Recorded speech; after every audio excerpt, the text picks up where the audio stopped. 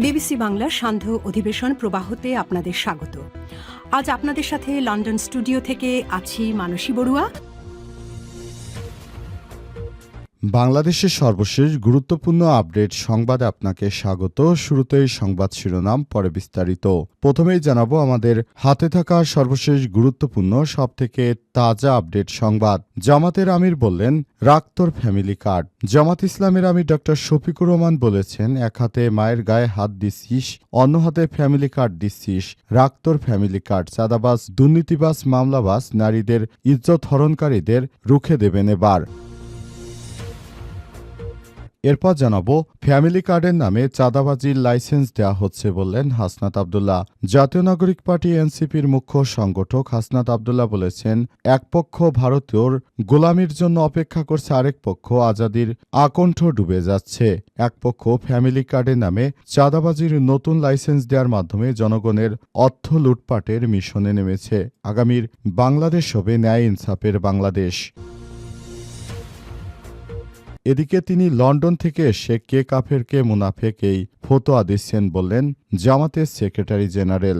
জামাত ইসলামের secretary general ও খুলনা ৫ আসনে ডুমুরিয়া ফুলতলা জামাত মনোনীত ১১ দলীয় নির্বাচন ঐক্য সমর্থিত প্রার্থী মিয়া গোলাম পরোয়ার বলেছেন, বিএনপি চেয়ারম্যান খুলনার জনসভায় জামাত ইসলামের আমিরকে মিথ্যাবাদী বলে আখ্যা দিয়ে ধর্মীয় অনুভূতিতে আঘাত করেছে। লন্ডন থেকে এসে উনি কে কাফের কে মুনাফেক এই ফতোয়া দিচ্ছে, অথচ তার কাছ থেকে আমরা শিষ্টাচার আশা করেছিলাম।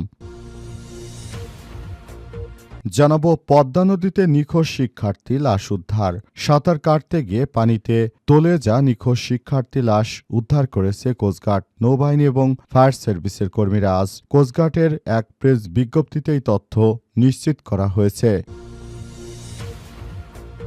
এবং সর্বশেষ জানাবো, বেগমগঞ্জে বরকতুল্লাহ বুলু বললেন, জামাত মুনাফিকদের দল, এদেরকে বয়কট করতে হবে। বিএনপির ভাইস চেয়ারম্যান, সাবেক মন্ত্রী ও সাবেক সংসদ সদস্য বলেছেন, জামাত নাকি মুনাফিকদের দল, তাদেরকে এখনই সময় এসেছে বয়কট করতে হবে। তিনি মনে করেন, জামাত ইসলাম যেভাবে দায়িত্ব গ্রহণ করেছে এবং ১৯৭১ সালে তাদের যে ভূমিকা, এর জন্য সবারই উচিত এই রাজনৈতিক দলকে বয়কট করা, কারণ আগামীর বাংলাদেশ গড়বে বিএনপি। তারেক রহমান, তিনি লন্ডন থেকে ১৭ বছর পর আমাদের দায়িত্ব গ্রহণের জন্য দেশে ফিরে এসেছেন। আগামীর বাংলাদেশ আমরা তাকেই উপহার দিতে চাই বলে জানিয়েছেন বরকতুল্লাহ বুলু। তিনি আরও মনে করেন, শহীদ প্রেসিডেন্ট জিয়াউর রহমানের সন্তান, তিনি বাংলাদেশের জন্য অনেক ভূমিকা রাখবেন। প্রিয় দর্শক, এতক্ষণ শুনছিলেন সংবাদ শিরোনাম, এবারে বিস্তারিত।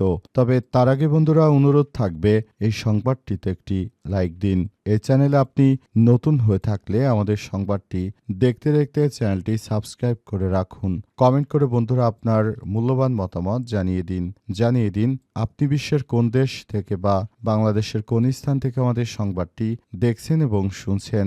আর বন্ধুরা, সংবাদটি আপনার সোশ্যাল মিডিয়া ফেসবুকে শেয়ার করে বন্ধুদেরও দেখার সুযোগ করে দিন। আগামী জাতীয় সংসদ নির্বাচনে আপনি কোন দলকে সমর্থন করেন কমেন্ট করে জানিয়ে দিন। কোন দল জিতবে বলে আপনি মনে করেন, দাড়িপাল্লা, শাপলাকলি নাকি ধানের শীষ? কমেন্ট করে পুরো বাংলাদেশের মানুষকে দেখার সুযোগ করে দিন। এবারে বিস্তারিত।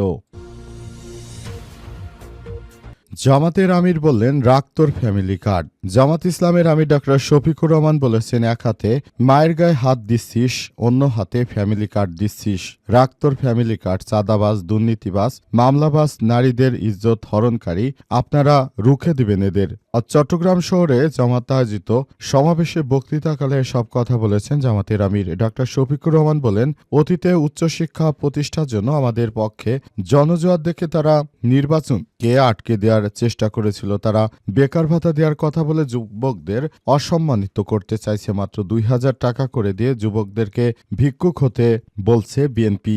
মাত্র ২,০০০ টাকা তো বর্তমান প্রতি মাসে একজন ভিক্ষুকের ফ্যামিলিরও এর থেকে বেশি ইনকাম, কিন্তু তারা মাত্র ২,০০০ টাকা করে দেবে, তাও জনগণের টাকা, রাষ্ট্রের টাকা। এই ধরনের ভিক্ষাবৃত্তি আমাদের বাংলাদেশ চায় না। আমাদের বাংলাদেশ চায় একটি ভালো সুন্দর পরিবেশ, এবং সেই সুন্দর পরিবেশের মধ্য দিয়ে বাংলাদেশটাকে আরও বেশি ভালো অবস্থানে নিয়ে যেতে হবে। অন্তর্বর্তীকালীন সরকারের প্রধান উপদেষ্টা প্রফেসর ডক্টর মোহাম্মদ ইউনূসের সরকার যে নতুন নতুন বাংলাদেশ গড়ে তুলতে চান, সেই বাংলাদেশটাকে সুন্দরভাবে করার জন্য আমাদের সবাইকে আরও বেশি দায়িত্বশীল ভূমিকা পালন করতে হবে। পুরো বাংলাদেশটাকে সুন্দরভাবে গড়ে তোলার মধ্য দিয়ে আমরা যে সুন্দর একটি পরিবেশ নিশ্চিত করতে চাই, সেটাই আমরা করতে যাচ্ছি বলে জানিয়েছেন বাংলাদেশ জামাত ইসলামের আমির ডাক্তার শফিকুর রহমান। তিনি বলেন, আর চাঁদাবাজি, রাহাজানি, সন্ত্রাসীদেরকে এদেশের জনগণ কখনোই প্রশ্রয় দেবে না।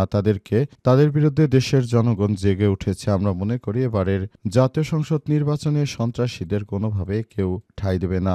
আপনাদেরকে বলবো, আপনারা সময় এসেছে, এখন আপনারা যার যার জায়গা থেকে দায়িত্ব পালন করুন এবং নতুন বাংলাদেশ গড়ে তুলতে আপনাদের যে যার যার জায়গা থেকে কাজ করা উচিত, সে কাজগুলো করতে হবে বলে জানিয়েছেন বাংলাদেশ জামাত ইসলামের আমির ডাক্তার শফিকুর রহমান। তিনি আরও বলেছেন, নতুন বাংলাদেশ গড়ে তুলতে হলে আমাদেরকে নানা রকম সমস্যার সম্মুখীন হতে হচ্ছে, তারপরও আমরা আমাদের জায়গা ছেড়ে এক পাও পিছপা হব না। আমরা চাই সুন্দর ও সাম্যের একটি বাংলাদেশ গড়ে তুলতে, যে বাংলাদেশে কোনো হানাহানি, রাহাজানি, সন্ত্রাসী কর্মকাণ্ড থাকবে না বলে জানিয়েছেন বাংলাদেশ জামাত ইসলামের আমির ডাক্তার শফিকুর রহমান। ফ্যামিলি কার্ডের নামে চাঁদাবাজির লাইসেন্স দেয়া হচ্ছে বললেন হাসনাত আব্দুল্লাহ।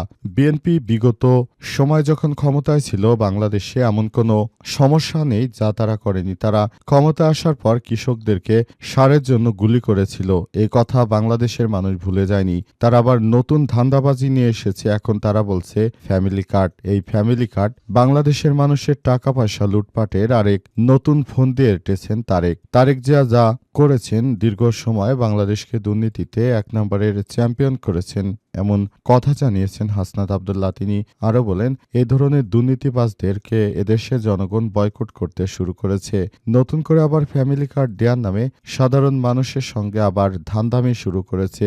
17 বছরের পলাতক এখন দেশে এসে আমাদেরকে নানাভাবে তারা যুক্তি দেখাচ্ছে। তাদেরকে বলবো, বিগত 17 বছর যখন বিএনপির চেয়ারম্যান বেগম খালেদা জিয়াকে আটকে রাখা হয়েছিল, তখন কোথায় ছিলেন? অনলাইনে ফ্রিল্যান্সিং করে আপনি সফল ফ্রিল্যান্সার হয়ে বাংলাদেশের নেতৃত্ব দিয়েছেন। তখন আপনাকে আমরা কোথাও পাইনি, কিন্তু এখন আপনি দেশে ফিরে এমন অপরিণামদর্শী অকালপক্ষ কথাবার্তা বলছেন। আপনার আনম্যাচুরিটি প্রমাণ করে দিচ্ছে আগামীর বাংলাদেশ আপনার হাতে নিরাপদ নয়। জনগণের টাকায় আবার জনগণকে ফেরত দেওয়ার এই ধরনের ধান্দাবাজির ব্যবসায় দেশে আর চলবে না। তিনি লন্ডন থেকে এসে কে কাফের কে মুনাফেক এই ফতোয়া দিচ্ছে বললেন জামাতের সেক্রেটারি।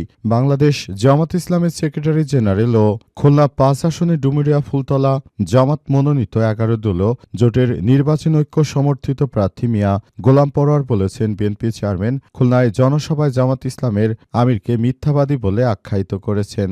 আমরা বলতে চাই, তিনি কত বড় মিথ্যাবাদী যে জামাতের আমিরের আইডি হ্যাক করে তারপর তার নামে একজন নেতার নামে এই ধরনের মিথ্যা প্রোপাগান্ডা ছড়াচ্ছেন। এই ধরনের ব্যক্তির থেকে সাবধান। আমরা বলতে চাই, তিনি বাংলাদেশকে এমন কোনো অপকর্ম নেই যা তিনি বাংলাদেশকে দেননি। তার নেতৃত্বে বাংলাদেশের প্রতিটি জায়গায় জায়গায় খাম্বা গাড়া হয়েছিল, কিন্তু বিদ্যুৎ দিতে পারেনি। তিনি সরকারের কোষাগার থেকে অসংখ্য টাকা পয়সা তৎকালীন সময় লুটপাট করে খেয়েছেন। তার নেতাকর্মীরা তখন হাওয়া ভবন তৈরি করেছিল, সেই হাওয়া ভবনে সাধারণ মানুষকে নিয়ে নির্যাতন করা হতো।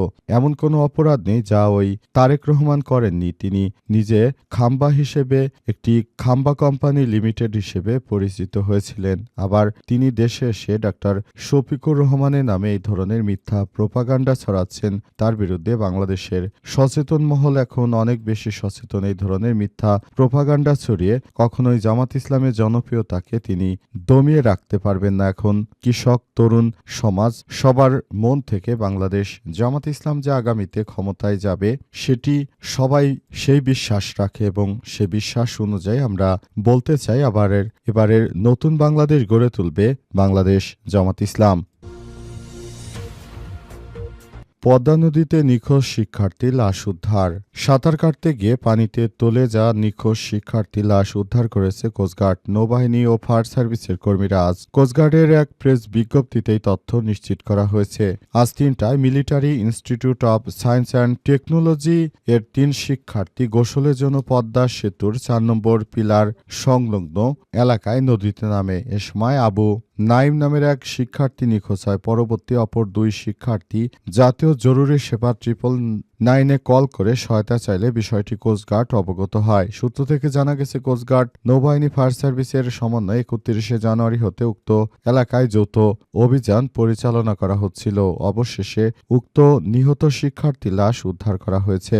জানা গেছে যে উক্ত শিক্ষার্থী তিনি সেখানে হঠাৎ করে পিলারের পাশেই তিনি নদীতে ডুবে যান এবং তার সহপাঠীরা তাকে অনেক চেষ্টা করে উদ্ধার করতে, কিন্তু শেষ পর্যন্ত তারা ব্যর্থ হওয়ার পর 999-এ ফোন করে জরুরি সহায়তা চায় এবং সেখান থেকে কোস্টগার্ড ও নৌবাহিনীর সদস্যরা সাড়া দিয়ে সেখানে জরুরি ভিত্তিতে অভিযান চালাতে শুরু করে এবং শেষ পর্যন্ত সেখান থেকে উক্ত শিক্ষার্থী লাশ উদ্ধার করা হয়েছে বলে আজ নৌবাহিনীর একটি বিজ্ঞপ্তিতে বিষয়টি নিশ্চিত করা হয়েছে। নৌবাহিনীর পক্ষ থেকে বলা হয়েছে যে এই অনাকাঙ্ক্ষিত ঘটনাটির জন্য তারাও দুঃখিত, তবে যথাযথ সময় চেষ্টার পরও লাশটি খুঁজে পেতে একটু বেগ পেতে হয়েছে।